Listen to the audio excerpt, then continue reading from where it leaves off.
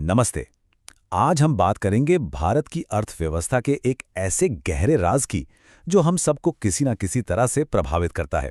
जी हां, काला धन। ये सिर्फ अखबारों की सुर्खियों तक ही सीमित नहीं है, बल्कि ये एक ऐसी हकीकत है जो देश के विकास और हमारी रोजमर्रा की जिंदगी से सीधे सीधे जुड़ी हुई है। तो चलिए सबसे पहले इसी सवाल का जवाब ढूंढते हैं कि आखिर ये काला धन है क्या। ये शब्द हम अपनी जिंदगी में ना जाने कितनी बार सुनते हैं, पर क्या हम वाकई में इसका मतलब जानते हैं? बहुत आसान भाषा में समझते हैं। काला धन वो पैसा है जिस पर सरकार की नजर ही नहीं है। मतलब या तो इसे किसी गैर कानूनी तरीके से कमाया गया है, या फिर कमाया तो सही तरीके से है, लेकिन सरकार से टैक्स बचाने के लिए इसे छुपा दिया गया है। तो ये पैसा आता कहां से है? इसके कई रास्ते हैं। रिश्वतखोरी और भ्रष्टाचार से, टैक्स की चोरी से, राजनीतिक पार्टियों को मिलने वाले बेहिसाब चंदे से, और तो और मनी लॉन्ड्रिंग और हवाला जैसे गैरकानूनी नेटवर्क से भी। ये सब मिलकर इस समस्या को बहुत बड़ा और फैला हुआ बना देते हैं। और इसका पैमाना वो सच में चौंका देने वाला है। एक अनुमान के मुताबिक भारत में करीब करीब 70 लाख करोड़ रुपए का काला धन मौजूद है। ये रकम इतनी बड़ी है कि ये भारत की कुल जीडीपी का लगभग 20 से 30% बैठता है। जरा सोचिए, ये पैसा देश के सालाना स्वास्थ्य बजट से कई कई गुना ज्यादा है। तो अब सवाल ये उठता है कि ये नौबत आई कैसे? ये कोई आज की समस्या नहीं है। इस छिपी हुई दौलत का एक लंबा इतिहास है, जिसकी जड़ें हमारे देश में बहुत गहरी हैं। आइए जरा इस टाइमलाइन पर एक नजर डालते हैं। 50 से 70 के दशक में लाइसेंस राज ने रिश्वतखोरी के लिए जैसे दरवाजे ही खोल दिए थे। फिर 1987 में बोफोर्स घोटाले ने यह दिखा दिया कि कैसे बड़े बड़े रक्षा सौदों में दलाली का खेल चलता है। और 1991 में जब अर्थव्यवस्था खुली तो फायदा तो हुआ, व्यापार बढ़ा, लेकिन साथ ही विदेशों में पैसा छिपाने के नए रास्ते भी खुल गए। और यहीं से ये कहानी राजनीति और सत्ता के खेल की तरफ मुड़ जाती है, क्योंकि काले धन और पॉलिटिकल फंडिंग के बीच एक बहुत ही गहरा और पुराना नाता रहा है। तो पॉलिटिकल फंडिंग में ये पैसा कैसे काम करता है? देखिए, 2017 से पहले ज्यादातर चंदा कैश में आता था, जिसका कोई रिकॉर्ड नहीं होता था। फिर 2018 में आए इलेक्टोरल बॉन्ड्स।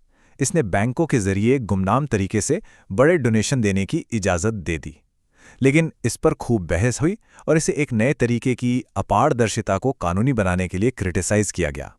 और आखिरकार सुप्रीम कोर्ट ने इसे गैर कानूनी करार दे दिया। और ये कहानी सिर्फ चंदे तक सीमित नहीं है। बड़े बड़े घोटालों को याद कीजिए।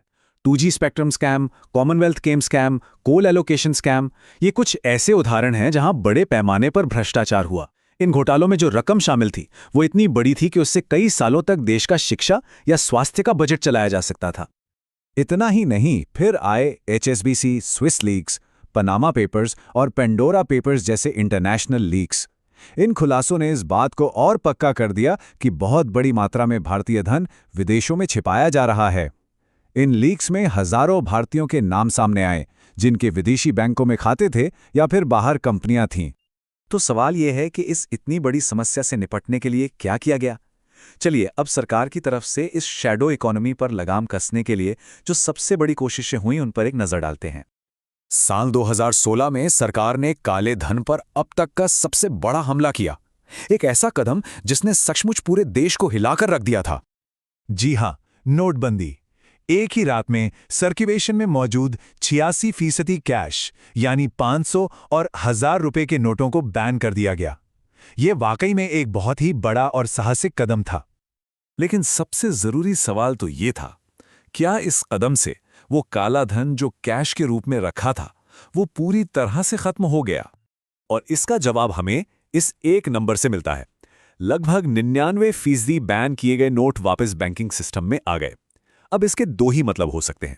या तो काले धन के मालिकों ने अपना पैसा सफेद करने का कोई रास्ता ढूंढ लिया था, या फिर उनका ज्यादातर पैसा कैश में था ही नहीं, वो प्रॉपर्टी, सोना या विदेशी खातों में लगा हुआ था।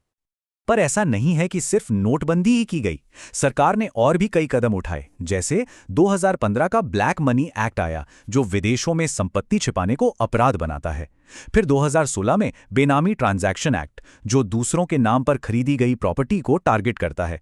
इसके अलावा दूसरे देशों के साथ नए एग्रीमेंट्स हुए ताकि बैंक अकाउंट की जानकारी ऑटोमेटिक शेयर हो सके, और साथ ही डिजिटल इकोनॉमी को बहुत बड़ा बढ़ावा दिया गया। तो इतनी सारी कोशिशों के बावजूद ये समानांतर अर्थव्यवस्था आज भी क्यों जिंदा है और इसे हराने के लिए आखिर और क्या करना होगा? चलिए अब आगे की चुनौतियों और रास्तों पर नजर डालते हैं। चुनौतियां अभी भी बहुत बड़ी हैं। राजनीतिक फंडिंग में पारदर्शिता की कमी आज भी एक मूल मुद्दा है। शेल कंपनियां और फर्जी इनवॉइस का इस्तेमाल अभी भी खूब हो रहा है। वित्तीय अपराधों में सजा की दर यानी कन्विक्शन रेट काफ़ी कम है और विदेशों के सीक्रेट जुरिस्डिक्शन में छिपे फंड्स को ट्रेस करना तो और भी मुश्किल है।